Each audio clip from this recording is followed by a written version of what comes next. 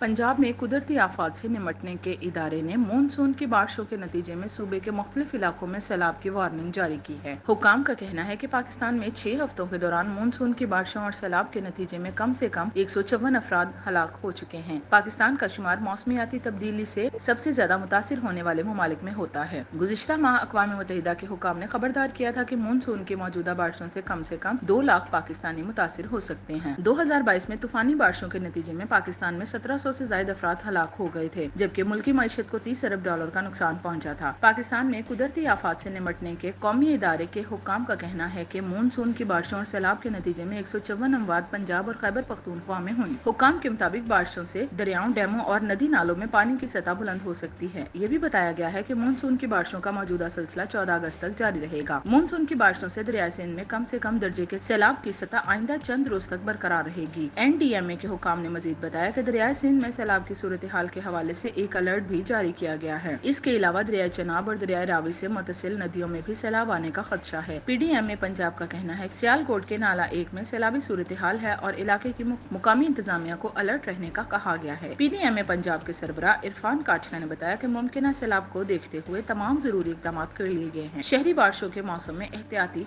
तदाबीर इख्तियार करें।